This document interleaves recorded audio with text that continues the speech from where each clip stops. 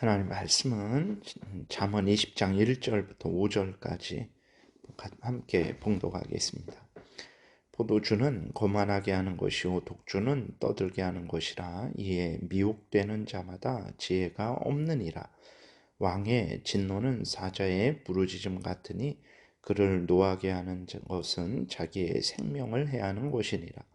다툼을 멀리하는 것이 사람에게 영광이거늘 미련한 자마다 다툼을 일으키느니라.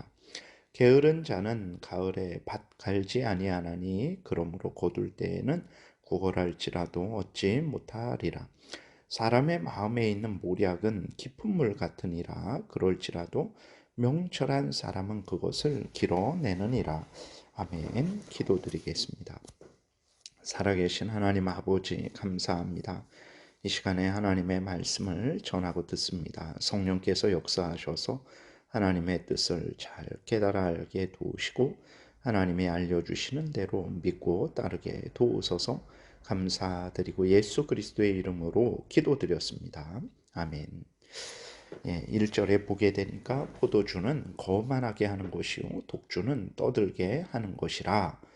이에 미혹되는 자마다 지혜가 없느니라 그랬어요. 포도주가 왜 사람을 거만하게 합니까? 독주는 왜 사람을 떠들게 합니까? 그 알코올이 들어가서 사람을 마비시키기 때문에 그렇습니다. 그래서 술 취한 사람은 아주 교만하죠. 무서운 게 없어요. 정상적인 사고를 하지 못하게 하기 때문에 그러죠. 그리고 육체도 무감각하게 됩니다. 잠언 23장 35절에 술 취한 사람들이 이렇게 말해요. 내가 스스로 말하기를 사람이 나를 때려도 나는 아프지 아니하고 나를 상하게 하여도 내게 감각이 없도다. 내가 언제나 깰까 다시 술을 찾겠다 하리라. 이렇게 술 취한 사람들은 항상 술을 좋아하는 사람들은 이렇게 말을 하는 거예요. 정상적인 사고를 하지 못하니까 담대함이 생기게 되는 거죠. 그리고 이제 매를 맞아도 육체가 무감각해지니까 아프지도 않고 그러니까 무서울 것이 없고 또 마음대로 행하게 되는 거죠. 그 술에 취하게 되니까 그렇게 떠들게 되는 것입니다. 그러면 우리가 질문할 수 있어요. 그럼 예수님도 포도주를 드셨는데 그것은 뭔가? 그것은 음식으로서 그렇게 포도주를 드신 것이지 술을 쾌락의 용도로 근심을 잇는 용도로 담대하게 하는 용도로 사용하신 것이 아니라는 것을 우리가 잊지 말아야 됩니다. 죄인들은 하나님이 주신 것을 악용하죠. 만들지 말아야 될 것을 만들어요. 적당히 사용해야 될 것을 과하게 사용을 하는 것입니다. 예를 들어서 힘이 있어요. 하나님께서 왜 그 사람에게 힘을 주셨을까요? 그 힘을 가지고 다른 사람들을 보호하고 또 열심히 일을 하라고 하나님께서 힘을 주신 것이죠. 그런데 그 사람은 어떻게 합니까? 자신이 가진 힘을 가지고 다른 사람을 때리고 자신을 교만하게 높이고 그러한 아주 악용을 하는 거죠. 술도 마찬가지입니다. 하나님께서 참 음식으로서 포도주로서 그렇게 주신 것을 가지고 그것을 과하게 사용을 해서 쾌락의 용도로 근심을 잇는 용도로 이제 범죄할 때 술을 먹고 범죄하잖아요. 뭐 떨리니까 안 되겠다 해갖고 술을 독주를 벌컥벌컥 들이마시고 그 다음에 이렇게 범죄하는 것들을 우리가 많은 영화나 뭐 그러한 데서 실제로 보게 되죠. 그렇게 담대해지게 하는 용도로 무감각하게지는 용도로 정상적인 사고를 하지 못하게 하는 용도로 하나님이 주신 적이 없습니다. 그런데 인간들은 술을 그렇게 사용을 하는 거죠. 술 취하게 된 사람이 바른 신앙을 가지고 살아갈 수 있겠습니까? 여러분 제가 술에 취해서 지금 이렇게 올바르게 설교를 할 수 있겠습니까? 그리고 또 바른 일상을 살아갈 수 있겠습니까? 항상 술에 취해 있는데 아버지로서의 역할을 바르게 하겠습니까? 직장에서 그 직장인으로서의 역할을 바르게 하겠습니까? 국민으로서의 역할을 바르게 할 수 있겠습니까? 절대 그럴 수 없어요. 술 취하지 말 것을 성경은 우리에게 분명하게 말씀하고 있습니다. 에베소서 5장에서도 술 취하지 말라 그랬어요. 술에 사로잡히지 말아라. 술에 사로잡혀 갖고 술이 없으면 아무것도 못하고 말도 못하고 일도 못하는 그러한 사람이 되지 말아라. 성령에 의해 사로잡힌 자가 되라. 성령께서 하나님의 말씀을 깨닫게 하고 하나님의 말씀대로 살아가게 인도할 때에 그 성령께 순종하는 사람이 되라. 성령 충만함을 받아라 라고 이렇게 말씀을 하고 있지, 술 취하라 라고 말씀하고 있지 않습니다. 잠언 23장에 다시 보게 되면 이렇게 기록되어 있어요. 29절에 재앙이 네게 있느뇨, 근심이 네게 있느뇨, 분쟁이 네게 있느뇨, 원망이 네게 있느뇨, 까닭없는 상처가 네게 있느뇨, 붉은 눈이 네게 있느뇨, 술에 잠긴 자에게 있고 혼합한 술을 구하는 자에게 있느니라. 구하러 다니는 자에게 있느니라. 무슨 말입니까? 술이 취해갖고 문제를 일으키는 거예요. 사고를 치는 거예요. 술 먹고 운전해서 큰 음주운전 사고를 일으킵니다. 사람의 생명을 그렇게 빼앗습니다. 재앙이 이제 임하게 되는 거죠. 근심을 하게 되는 것입니다. 술에 취하니까 싸워요. 물론 술 취하지 않은 사람들도 싸우지만, 그러나 일반적으로는 술에 취한 사람이 더 많이 싸웁니다. 분쟁이 생기게 되는 거예요. 술 취함으로 인해서 여러 가지 문제가, 사고가 일어나게 되니까 그 일로 인해서 또 다른 분쟁이 생기죠. 원망이 있게 됩니다. 까닭없는 상처, 때려도 아프지 않다. 이런 식으로 해갖고 싸움을 하고, 언제 어떻게 내가 이 상처가 났는지, 길을 가다가 쓰러져서 깨지고 다쳐도 이제 내가 아프지 않으니까 모르는 거예요. 술에 취하니까 위험한 것도 모르고 내가 다쳤는데도 다쳤는지도 이제 모르게 되는 거죠. 붉은 눈, 그냥 눈이 충혈되어서 시뻘게 해서 그게 정상적인 삶이 되겠습니까? 이렇게 술 취하게 되면 사람이 정상적인 삶을 살지 못하게 되는 것이죠. 그렇기 때문에 술을 취하면 안 돼요. 그런데도 불구하고 사람들이 왜 그렇게 술을 먹습니까? 31절에 포도주는 붉고 잔에서 번쩍이며 순하게 내려가나니 너는 그것을 보지도 말지어다 그랬어요. 술 먹는 사람들 보게 되면 하면서 이렇게 술을 마시죠. 맛있다 하면서 술을 마십니다. 여러분, 그렇게 술이 이 목으로 아주 부드럽게 넘어가고 기분을 좋게 하니까 사람들이 계속 술을 먹는 거죠. 하나님은 그것을 보지도 말라라고 말씀을 하셨어요. 32절에 그것이 마치 뱀같이 물 것이요 독사같이 쏠 것이며 또 내 눈에는 괴이한 것이 볼 것이요 내 마음은 구부러진 말을 할 것이며 너는 바다 가운데 누운 자 같을 것이요 돛대 위에 누운 자 같을 것이며. 얼마나 위험합니까? 바다 가운데 누워보세요. 빠져서 죽는 거예요. 돛대가 얼마나 우리 누울 장소가 됩니까? 얼마나 뾰족합니까? 겨우 거기에 누워 있는 거예요. 반드시 떨어지게 되고 반드시 물에 잠기게 되는 거죠.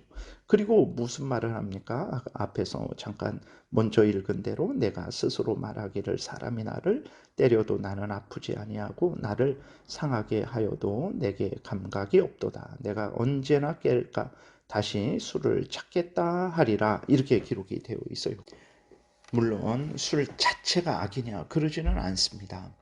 알코올 자체가 악한 독이냐 그러지는 않죠. 그 알코올을 적당하게 우리는 올바르게 사용을 할 수 있죠. 이제 소독을 하는데 사용을 할 수 있습니다. 상처가 났을 때 병균을 죽이는데 사용을 할 수 있어요. 그리고 그 술을 통해서 나의 혈액순환을 이제 잘 하게 할 수 있습니다. 그리고 또 음식의 재료로서도 사용을 할 수 있죠. 술 한 잔을 마시는 자체가 죄를 짓는 것이냐 그러지는 않습니다. 그러나 앞에서 말씀드린 대로 술을 사용할 때에 쾌락을 추구하는 용도로 마치 마약을 사용해서 자기의 쾌락을 추구하는 것처럼 술을 사용해서 술로 인한 쾌락을 추구한다. 그것은 잘못된 것이죠. 또 근심을 잊는 용도로 하나님은 근심을 그렇게 잊으라고 하시지 않으셨죠.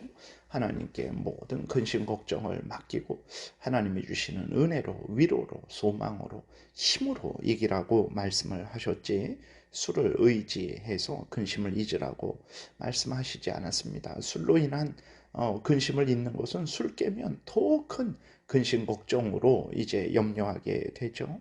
그리고 뭐 담대해지는 것도 마찬가지입니다. 술 한 잔 먹고 가서 그렇게 어떤 일을 하는 것, 그거 하나님이 원하시는 것이 아니고 하나님을 의지하고 기도해서 하나님이 주시는 그 담대함을 가지고 모든 일을 하기를 하나님이 원하시지, 술을 이용해서 그렇게 할 것을 원하시지 않습니다. 그래서 우리나라 법에는 이제 그 교회법에도 교회의 중직자들은 술을 금연을 아주 분명하게 명시하고 있어요.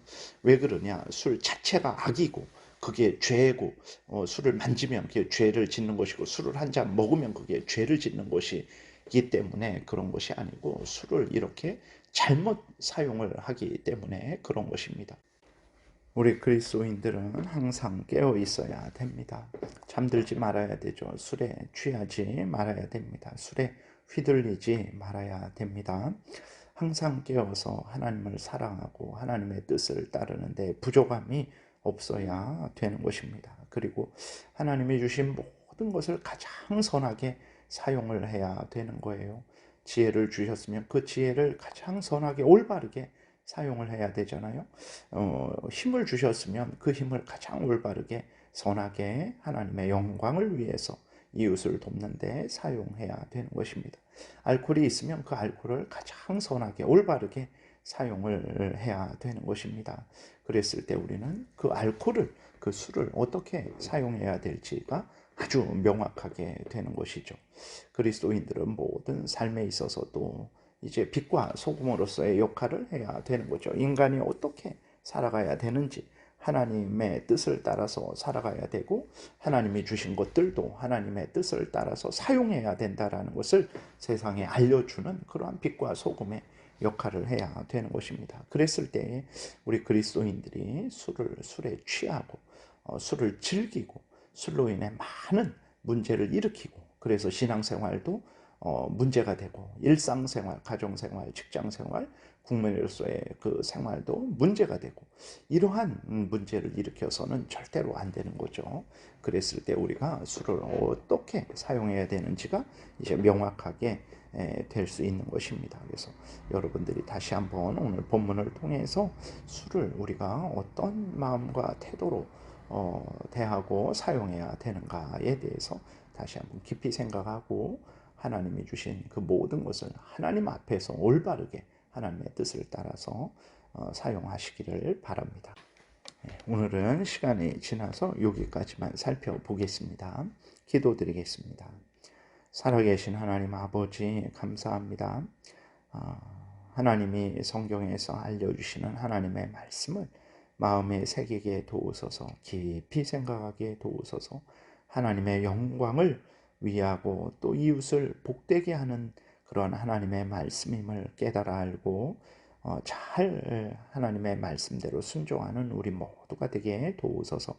감사드리고 예수 그리스도의 이름으로 기도드렸습니다. 아멘.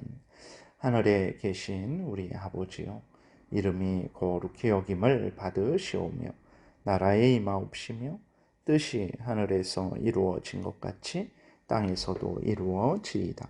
오늘날 우리에게 일용할 양식을 주옵시고 우리가 우리에게 죄 지은 자를 사하여 준 것 같이 우리의 죄를 사하여 주옵시고 우리를 시험에 들게 하지 마옵시고 다만 악에서 구하옵소서. 대개 나라와 권세와 영광이 아버지께 영원히 있사옵나이다. 아멘. 지금은 우리 구주 예수 그리스도의 은혜와 하나님 아버지의 크신 사랑과 성령의 교통하심이 하나님을 경외하고 하나님이 주신 모든 것을 하나님의 뜻대로 올바르게 사용하고자, 하나님의 영광을 드러내고자, 다른 사람을 유익하게 하고자 은혜 구하며 돌아가는 하나님의 택한 백성들 머리 위에 지금부터 영원토록 함께 있을지어다. 아멘.